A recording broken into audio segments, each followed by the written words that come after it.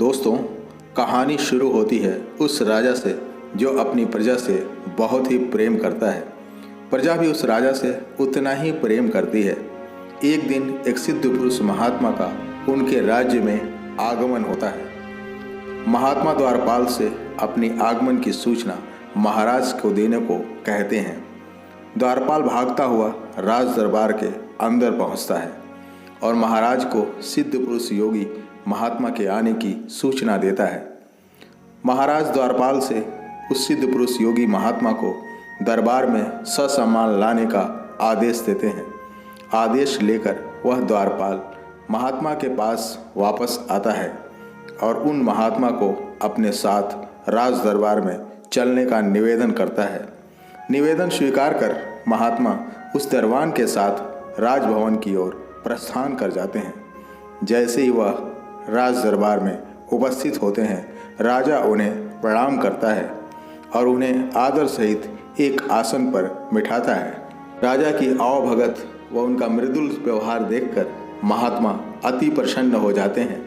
इसके पश्चात महाराज उनके लिए उच्च कोटि के पकवान की व्यवस्था करते हैं। राजा की सादगी और शालीनता और विनम्र स्वभाव देखकर सिद्ध योगी महात्मा अति प्रसन्न हो जाते हैं और जाने के पूर्व एक विशिष्ट वरदान देने की इच्छा प्रकट करते हैं। राजा सहज स्वीकार कर लेता है। महात्मा राजा से कहते हैं, हे राजन, आज के बाद दुनिया के सारे जीव जंतुओं की भाषा तुम आसानी से समझ सकते हो।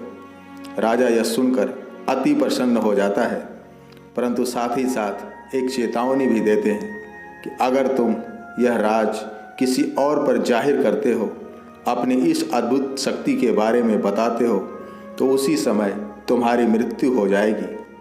वह राजा सिद्ध योगी महात्मा को किसी पर भी राजफास न करने का वचन देता है। इसके पश्चात वह महात्मा राजा को ढेर सारी आशीष देकर वहाँ से प्रस्थान कर जाते हैं।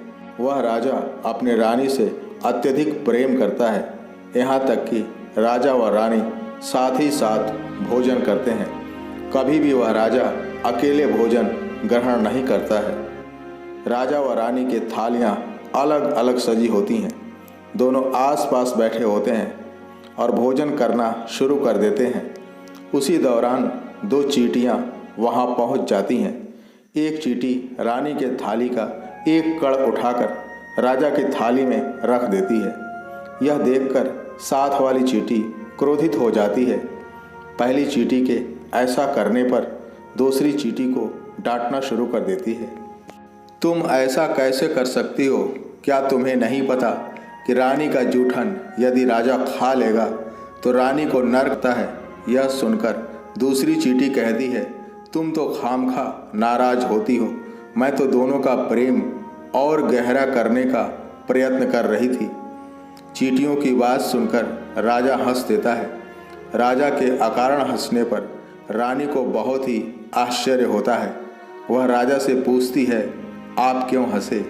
राजा ने कहा, बस यूं ही हंसी निकल गई। पर रानी हंसी का कारण जानने की हठ ठान लेती है। राजा रानी को अपनी तरफ से बहुत समझाने का प्रयास करता है, पर रानी को मानने को तैयार नहीं होती। वह कहती है, जब तक आप मुझे इसका राज नहीं बताएंगे तब तक मैं अन्न जल ग्रहण नहीं करूंगी। इस तरह से रानी हट कर जाती है। राजा रानी को मनाते हुए कहता है कि रानी, अपनी जिद त्याग दो, क्योंकि अगर यह राज खुल गया तो मेरी मौत हो जाएगी और तुम विधवा हो जाओगी। रानी राजा से कहती है, ये सब तो ठीक है, पर पहले आप ये बताएं कि बिन बात के आप हंसे क्यों? मित्रों, नारी हट से बड़ा इस दुनिया में कुछ भी नहीं होता। इसी नारी हट के कारण ही महाराज दशरथ को अपने प्राण गंवाने पड़े थे।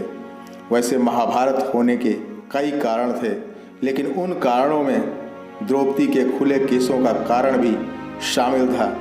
राजा रानी को समझा कर थक जाते हैं, पर रानी किसी दशा में समझने को तैयार नहीं होती।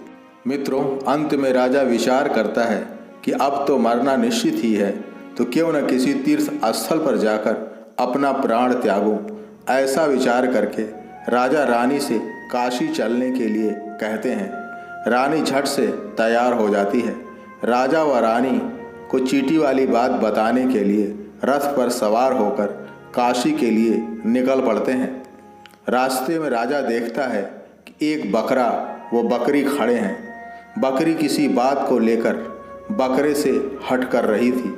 राजा कौतूहल बस रथ रोक देता है। थके होने के कारण रानी उस समय विश्राम कर रही होती है। राजा रथ से उतरकर वहीं एक पेड़ के नीचे बैठ जाता है और राजा देखता है कि बकरी बकरे से कुएं के मुंडेर वाली हरी हरी घास लाने की जिद कर रही होती है। बकरा बकरी को समझाते हुए कहता है, पगली, यहाँ भी तो कितनी अच्छी घास है, यहीं क्यों नहीं चर लेती? पर बकरी मना कर देती है। बकरा कहता है, मान लो मैं कुएं के मुंडेर वाले घास के लिए जाता हूँ और अगर मेरा पैर फिसल जाता है, मैं कुएं में गिर के मर जाता हूँ, तो क्या तुम्हें अच्छा लगेगा? बकरी कहती है, मुझे कुछ नहीं पता, बस मुझे कुएं के मुंडेर वाली घास खाने की इच्छा है। बकरी बकरे से कहती है, तुम तो कहते थे कि हम तुम्हें बहुत चाहते हैं, तुम्हारे लिए कुछ भी कर सकते हैं, अगर ज़रूरत पड़ी तो तुम्हारे लिए जान तक दे सकते हैं, और अब घास भी नहीं ला सकते। बकरी की ऐसी बातें सुनकर बकरा कुएं के पास चला जाता है और किसी तरह कुएं के मुंडेर वाली हरी हरी घास लेकर आता है और बकरी को दे देता है। बकरी कहना शुरू कर देती है, मुझे मुंडेर वाली घास नहीं चाहिए, मुझे तो कुएं के अंदर वाली घास चाहिए। बकरा समझ जाता है कि इस बकरी को मुझसे प्यार नहीं है, ये तो बस अपना सुख चाहती है, चाहे मैं मरूं या जीऊं, इससे कोई फर्क नहीं पड़ता। अब बकरे को क्रोध आ जाता है और वह बकरी को अपनी नुकीली सींगों से मारते हुए कहता है, ऐ सुन, मैं वो मूर्ख राजा नहीं हूँ जो अपनी रानी की हठ पूरी करने के लिए मरने को काशी जा रहा है। अगर तुझे रहना है तो रह, नहीं तो चली जा यहाँ से।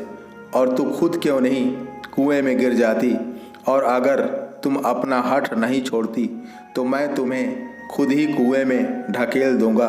बकरे की ऐसी बातें सुनकर बकरी डर जाती है और अपने किए के लिए बकरी से माफ़ी मांगने लगती है।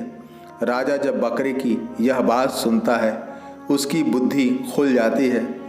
अरे, मैं ये क्या करने चला था? एक स्वार्थी रानी के लिए मैं अपना प्राण देने चला था। राजा को क्रोध आ जाता है। वह रथ पर वापस आता है और रानी से कहता है, सुनो रानी, अब मैं यहाँ से आगे नहीं जा सकता, मैं अपने राज्य वापस लौट रहा हूँ। तुम्हें चलना हो तो चलो या यहीं रहो। और रही हंसी की बात, तो इसका कोई उचित कारण बताना मुझे उचित प्रतीत नहीं होता, पर महाराज, मुझे हर हालत में हंसी का राज जानना है। इतना समझाने पर भी रानी समझने को तैयार नहीं होती। वह हठ करने लगती है। राजा को क्रोध आ जाता है। राजा रानी को कोड़ों की मार लगाना शुरू कर देता है। रानी डर के मारे कांपने लगती है और राजा के चरणों में गिर जाती है और कहती है, मुझे कोई फर्क नहीं पड़ता, आप हंसी का कारण बताएं या ना बताएं, आपकी मर्जी। दोस्तों, राजा रानी को क्षमा कर देते हैं और राजा रानी महल लौट आते हैं और एक बार फिर हंसी खुशी अपना जीवन व्यतीत करने लगते हैं। दोस्तों, इस कहानी से हमें सीख मिलती है कि हठ कलह का कारण बन जाती है और यही कलह विनाश का कारण बन जाती है।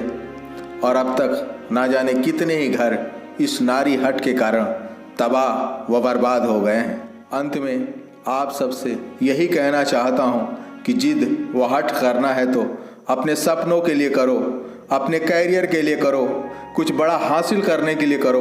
किसी ने क्या खूब कहा है कि फलक को जिद है यही बिजलियां गिराने की, फलक को जिद है यही बिजलियां गिराने की, हमने भी कसम खाई है यही आसियां बनाने की। इसी विचार के साथ आपका दिन शुभ हो। जय हिंद, जय भारत।